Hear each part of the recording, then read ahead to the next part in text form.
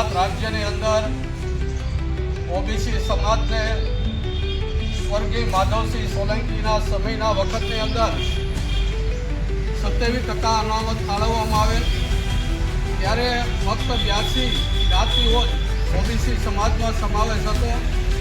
ત્યારે હાલની તકે ઓબીસી સમાજમાં 143 જ્ઞાતિનો સમાવેશ કરવામાં આવેલ છે.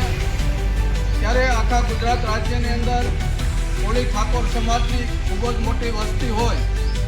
કોળી ઠાકોર સમાજની વસ્તીની પ્રથમ ગણતરી કરવામાં આવે અને વસ્તીના ધોરણે જે ઓબીસીના હક મળવા જોઈએ તે પ્રમાણે ઓબીસી સમાજને જેમ બીજા રાજ્યની અંદર તેલંગાણા છે, અન્ય રાજ્યોની અંદર 54%, 50% જેવી અનામત ફાળવવામાં આવેલ છે.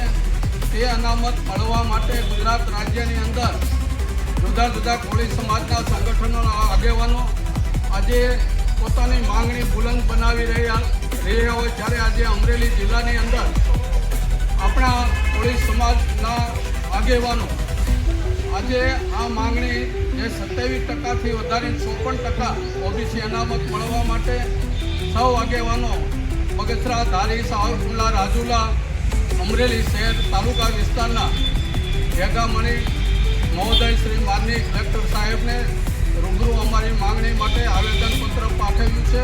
તે આવેદનપત્ર સરકારશ્રીમાં અમારી રજૂઆત માટે મોકલવા વિનંતી કરેલ છે અને ભવિષ્યની અંદર કોળી ઠાકોર સમાજની જે માંગણી છે તે પ્રમાણેની જે અનામત મળવાની અપેક્ષા છે તે પ્રત્યે સરકાર પૂર્ણ વલણ દાખવશે તેવી અપેક્ષા રાખીએ છીએ. જય હિન્દ.